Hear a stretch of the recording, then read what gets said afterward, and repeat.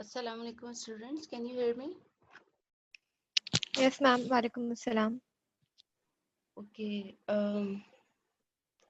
मैंने 2 मिनट्स का वेट कर लिया है। आई गेस अब और लोग जब आएंगे तो वो हमें लेटर ज्वाइन कर लेंगे। आज का जो सेशन है वो मैंने बेसिकली रखा इसलिए था कि जो लेक्चर 1 और लेक्चर 2 में अगर आपकी कोई क्यूरीज हैं तो हम उन्हें रिजॉल्व कर लें, ताकि एक टॉपिक पे सारे आपके कंसर्न्स ख़त्म हो जाएं तो ही हम नेक्स्ट टॉपिक पे मूव करें। Any questions?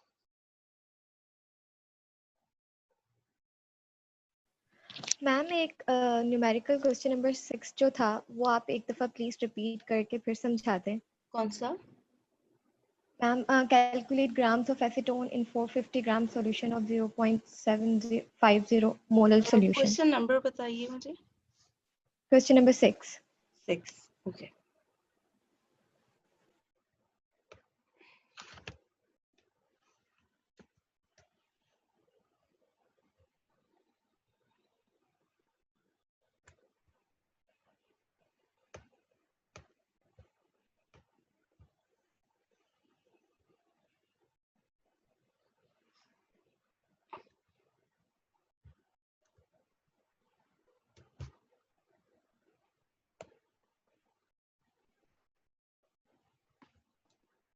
Okay, this one, molality 1, right? Yes, ma'am. Okay. In this question, you have to calculate grams of acetone that are dissolved in 450 gram solution of 0.75 molar solution. ठीक है? अच्छा, molar solution जब भी आपको बनाने होते हैं तो मोलर सोल्यूशन के लिए आप सॉल्यूट का भी वेट जो है वो ग्राम्स में लेते हैं और सॉल्वेंट का वेट भी ग्राम में लेते हैं। मोलालिटी वो एक वाहिद आपका फॉर्मूला है जिसमें डिनोमिनेटर में सॉल्यूशन के पैरामीटर के बजाय सिर्फ सॉल्वेंट का पैरामीटर प्रेजेंट है। ठीक है? अच्छा, अब हमारे पास मोलालिटी की का रिलेशनशिप क्या है कि 1 मोलर सॉल्यूशन अगर होगा तो उसमें कितना सॉल्यूट प्रेजेंट होगा?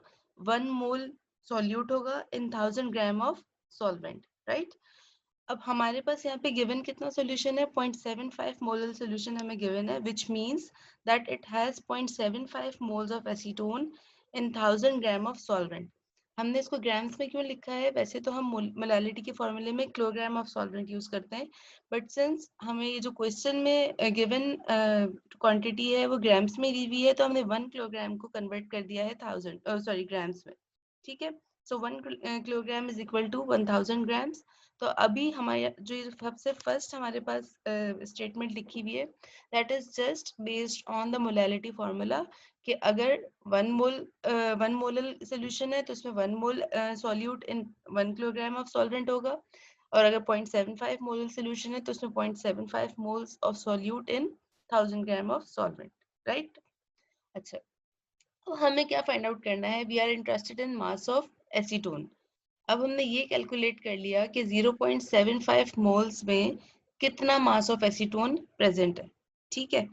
अच्छा, अब हमें ये पता चल गया कि 0.75 मोलल का मतलब ये है कि एसीटोन का मॉलिक्यूलर वेट है 58, हमने इसको मल्टीप्लाई किया, हमारे पास मास ऑफ एसीटोन आ गया।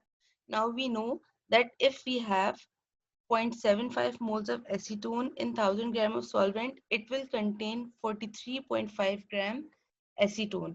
Still हमें ये नहीं पता कि solution का कितना weight है।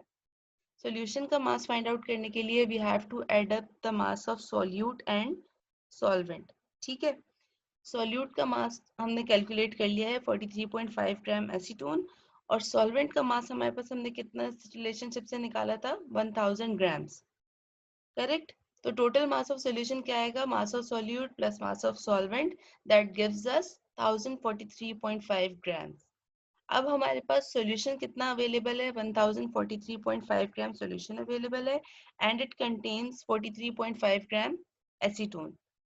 इससे हम 1 ग्राम सॉल्यूशन की वैल्यू फाइंड आउट करेंगे। 1 ग्राम की वैल्यू फाइंड आउट करने के लिए 43.5 को डिवाइड कर देंगे 1043.5 से, और when we know the value of 1 gram solution, उसी के थ्रू हम सिंपल यूनिटरी मेथड से 450 को मल्टीप्लाई करेंगे तो हमारे पास आ जाएगा कि 450 ग्राम सॉल्यूशन में कितना एसीटोन प्रेजेंट है।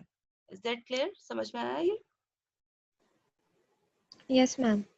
Okay, any more questions?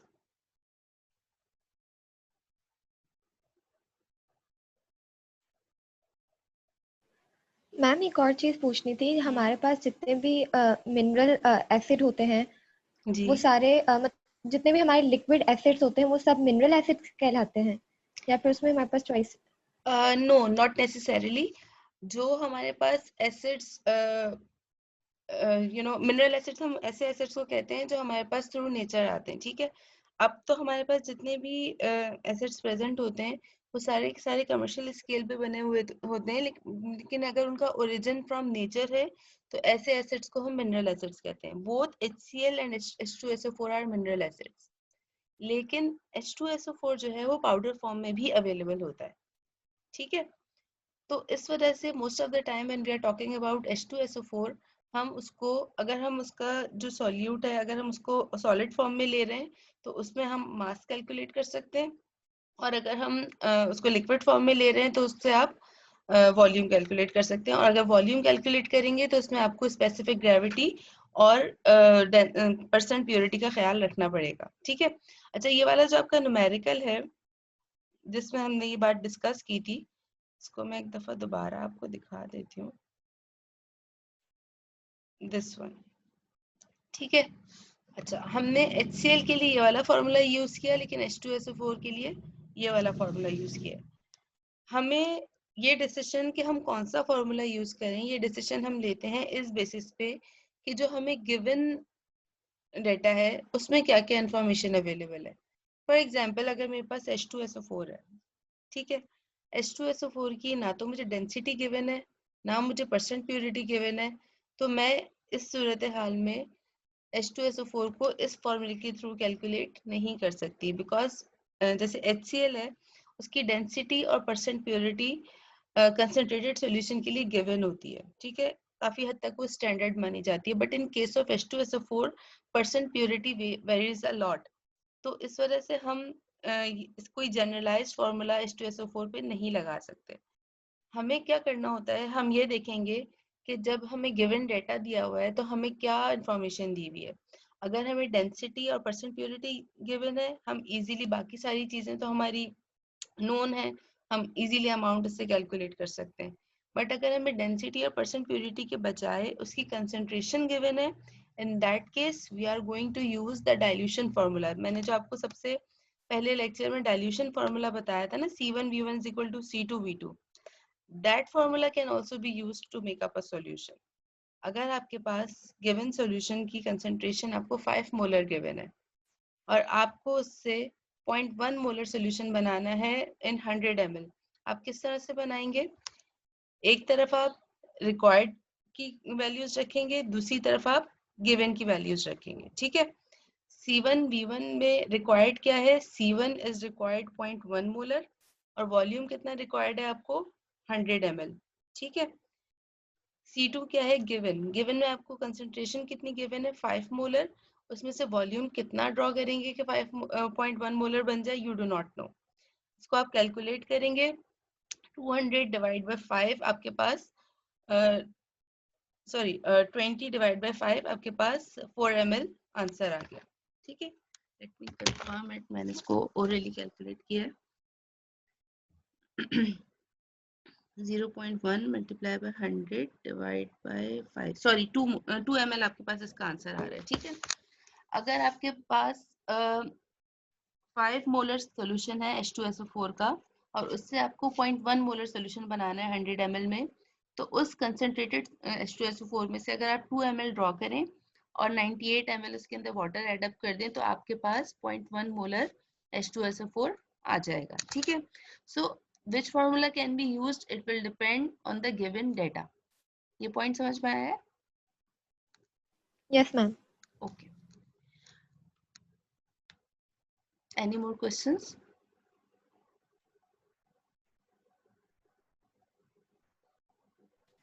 Ma'am आपने जो हमें सेकेंड असाइनमेंट दिया है वो भी हमें जी रिटर्न ही सबमिट करवाना है? यस, वो भी हैंड रिटन सबमिट कराना है। ये जितने भी मैं आपको न्यूमेरिकल की होमवर्क दे रही हूँ वो सब के सब आपने हैंड रिटन ही सबमिट करने, और हैंड रिटन उसको करने के बाद आप किसी भी ऐप के थ्रू उसको PDF में कन्वर्ट करके एक ही फाइल प्लीज सबमिट कीजिएगा, ताकि मेरे पास एक रिकॉर्ड हो कि किसके नाम से, क्योंकि मल्टीपल फाइल्स होती है ना, फिर उसको मैनेज करना थोड़ा सा मुश्किल हो जाता है। सेकेंडली, जो इसके आपके हार्ड कॉपीज होंगी उनको आप सेव रखिएगा। जब भी आप लोग अपने लैब्स के लिए यूनिवर्सिटी आएंगे या एग्जाम के लिए आएंगे, तो आपको ये हार्ड कॉपी सबमिट करनी होंगी, ठीक है? Okay ma'am. मैम अगर हम दोनों असाइनमेंट्स एक ही PDF में सबमिट करते हैं, क्योंकि तब तक LMS हमारी अभी तक लोड नहीं हुई। नहीं, जो आपके दोनों असाइनमेंट्स हैं उन दोनों के लिए मैं LMS पे अलग अलग, क्योंकि सबमिशन की वो आपके पास वो आ रहा होगा ऑप्शन, ठीक है? तो आप उसको सेपरेटली ही सबमिट कीजिएगा, क्योंकि उसमें पूरा ये रिकॉर्ड आता है कि किस स्टूडेंट ने ये वाला असाइनमेंट 1 सबमिट कर दिया है, किसने असाइनमेंट 2 सबमिट किया है, तो वो फिर प्रॉपर मेरे पास रिकॉर्ड होना चाहिए। डेट में एक्सटेंड कर दूंगी अगर अभी तक आपके पास LMS पे नहीं आया है। मैंने आज भी उनको कंप्लेन की है कि स्टिल पार्टिसिपेंट्स को शो नहीं हो रहा है कोर्स। तो जैसे होपफुली आज या कल में ये मसला रिजॉल्व हो जाएगा। अगर 27 तक नहीं हुआ तो भी मैं उसकी डेट एक्सटेंड कर दूंगी, ठीक है? Okay ma'am, thank you. Okay, welcome. So any more questions? अच्छा, एक चीज, आपने जो सेकंड प्रैक्टिस न्यूमेरिकल मैंने आपको दिए हैं और जो फर्स्ट दिए थे, उन दोनों को देख के आपको थोड़ा सा डिफरेंस का आइडिया हुआ होगा कि हम डिफरेंटली भी प्रॉब्लम्स को अप्रोच कर सकते हैं। मेन पर्पस आपका क्या है कि आपको फार्मास्यूटिकल पॉइंट ऑफ व्यू से जो इम्पोर्टेंट सॉल्यूशंस है वो बनाने आने चाहिए, ठीक है? जो कंसंट्रेशन ऑफ सॉल्यूशंस हम डील कर रहे हैं वो इसलिए इम्पोर्टेंट है कि जब हम फार्मास्यूटिकल एनालिसिस की बात करते हैं, तो फार्मास्यूटिकल एनालिसिस में आपको प्रोसीजर गिवन होते हैं। जब आपको प्रोसीजर्स गिवन होते हैं तो इसमें आपको ये बताया हुआ होता है कि आपने इतने ml इतने मोलर सोल्यूशन लेना है और उसको इस तरह से उसको रिएक्शन में यूज करना है, ठीक है? आपको वो पर्टिकुलर मोलर सोल्यूशन या नॉर्मल सोल्यूशन या परसेंटेज सोल्यूशन बनाने का तरीका नहीं बताया हुआ होता या फॉर्मूला गिवन नहीं होते। तो उस चीज को कवर करने के लिए हमने इसमें कंसंट्रेशन ऑफ सॉल्यूशन का टॉपिक इसमें ऐड किया था, क्योंकि कोई भी आप टाइट्रेशन में जब तक आप चीजें यूज कर रहे हैं, टाइट्रेशन भी क्योंकि आपको कंसंट्रेशन के बारे में बता रही होती है, तो जब तक आपको ये कंसंट्रेशन के यूनिट्स की बैकग्राउंड नॉलेज नहीं होगी, आप ना तो कोई सोल्यूशन करेक्टली प्रिपेयर कर सकते हैं, ना ही आप उसकी सही कैलकुलेशन कर सकते हैं। सो मेक श्योर कि आपका ये टॉपिक बहुत क्लियर हो, क्योंकि इससे जो नेक्स्ट टॉपिक हमारा बफर्स का आएगा वो भी बहुत ज्यादा इसी टॉपिक के ऊपर डिपेंड करेगा, ठीक है? Ma'am okay ma'am. जी। मैम क्वेश्चन नंबर 6 समझा दें एक बार। आपने थोड़ा लेट ज्वाइन किया बेटा? Yes ma'am. ओके। वैसे मैंने क्वेश्चन नंबर 6 अभी स्टार्ट में सबसे पहले मैंने क्वेश्चन नंबर 6 ही समझाया था, बट स्टिल मैं उसको एक दफा दोबारा समझा देती हूँ। मोलैलिटी की जब हम बात करते हैं तो हमारे पास मोलैलिटी के फॉर्मूले में न्यूमरेटर में मास ऑफ सॉल्यूट होता है, sorry number of moles of solute होते हैं, और डिनोमिनेटर में किलोग्राम ऑफ सॉल्वेंट होते हैं, ठीक है? मोलैलिटी के फॉर्मूले में क्योंकि हमारे पास सॉल्यूशन के बजाय सॉल्वेंट का पैरामीटर यूज हो रहा होता है, तो हम जब भी कैलकुलेशन करेंगे हम इस चीज को जहन में रखेंगे कि when we are talking about solvent and when we are talking about solution, ठीक है? अब 1 मोलर सॉल्यूशन की अगर हम बात करते हैं, it means a 1 molar solution has 1 mole of solute in 1 kilogram of solvent, ठीक है? अब हमारे पास यहाँ पे कितना गिवन है? 0.75 मोलर सॉल्यूशन गिवन है, which will mean that 0.75 molar solution contains 0.75 mole acetone in 1 kilogram of solvent. 1 kilogram को हमने यहाँ पे कन्वर्ट कर दिया है 1000 ग्राम में, because we have 450 gram in the question. हमें क्योंकि ग्राम में सॉल्व करना है तो हम बजाय एक स्टेप उसको बढ़ाने के हमने यहीं पे इसको किलोग्राम को ग्राम्स में चेंज कर दिया है, ठीक है? अच्छा, अब हमें ये पता है कि हमारे पास जो गिवन सॉल्यूशन है उसमें सॉल्वेंट 1000 ग्राम है और सॉल्यूट कितना है? 0.75 moles, but we are interested in the grams of acetone, तो हम मोल्स को कन्वर्ट करेंगे ग्राम वेट में, तो सॉरी मास में। तो मास फाइंड आउट करने के लिए आपको क्या करना होता है? नंबर ऑफ मोल्स को आप मल्टीप्लाई करते हैं मॉलिक्यूलर वेट से, तो मास of acetone becomes 43.5 gram acetone. अब आपको क्या पता है अपने इस सॉल्यूशन के बारे में कि that you have 1000 gram solvent and 43.5 gram acetone. तो टोटल मास ऑफ सॉल्यूशन कितना होगा? Mass of solute plus mass of solvent. अब हम टोटल मास ऑफ सॉल्यूशन क्यों फाइंड आउट कर रहे हैं? क्योंकि यहाँ पे जो हमें क्वेश्चन में गिवन है वो हमें मास ऑफ सॉल्यूशन गिवन है, मास ऑफ सॉल्वेंट हमें नहीं बताया हुआ क्वेश्चन में। तो हम इस क्वेश्चन को जो सॉल्व करेंगे वो हम सॉल्व करेंगे सॉल्यूशन के पॉइंट ऑफ व्यू से। तो इसलिए हमने यहाँ पे mass of solution find out कर लिया। Give me just 1 moment please.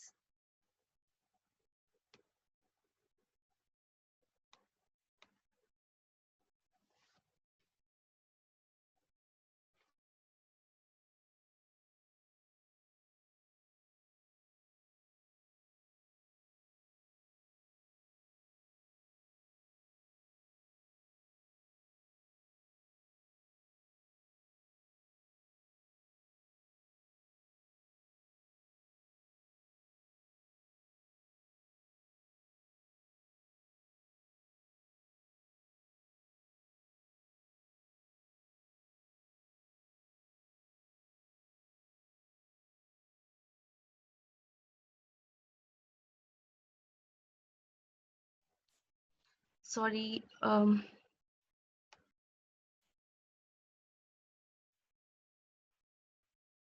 okay.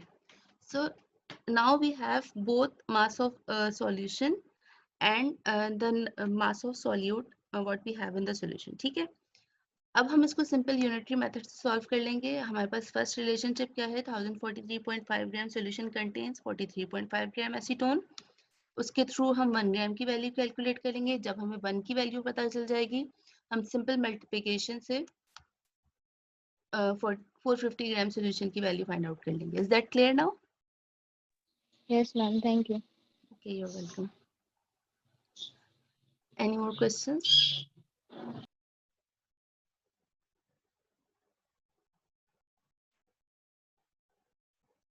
Any more questions? No, ma'am. Okay जो नेक्स्ट हम सेशन रखेंगे इंटरेक्टिव सेशन का, बाय देन आप कोशिश कीजिएगा कि आप सब लोग अपना जो सेकंड होमवर्क है उसको कंप्लीट कर लें। सो इंशाल्लाह ताला हम उन न्यूमेरिकल को नेक्स्ट क्लास में डिस्कस कर लेंगे। मैं टाइम जो है वो गूगल क्लासरूम पे अपडेट कर दूंगी कि नेक्स्ट आपका जूम सेशन कब होगा। ठीक है? Okay, Is that ma'am. all? Okay. Thank you, class. Welcome.